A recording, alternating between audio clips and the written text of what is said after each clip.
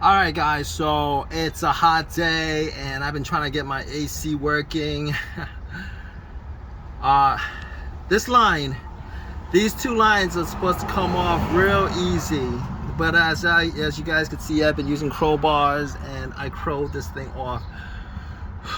I hate working on AC lines because the leaks are ridiculous. I hate working on AC lines, particularly the ones in the back, because it's really impossible to figure out where, when you patch up one leak, where there's going to be another leak or not.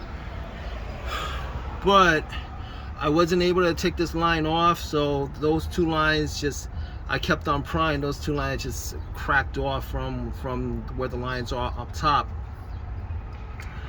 I think I'm just gonna do a block on the front.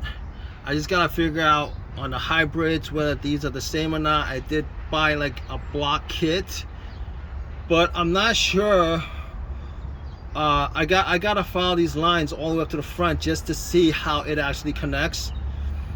But this whole entire thing with the whole AC lines, I had this on the Highlander hybrid, same thing. It's just an absolute pain in the butt.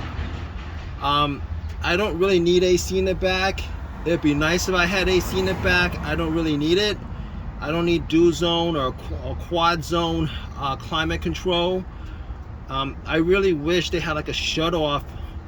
They were, there's like some kind of shut off in the front where I could just shut off the back AC. But apparently, even with these semi-luxury vehicles, they don't actually have these block offs where you can press a button and it blocks off the AC from the back. Because these lines, often when you get an AC issue with these lines with rear AC, a lot of times the leak is actually from the back, and it's actually worse than working with the AC in the back is actually one of the most annoying things, because there could be multiple leaks on this line, multiple leaks, and then you come into situations like this where I can't even figure out why I can't take these two lines off.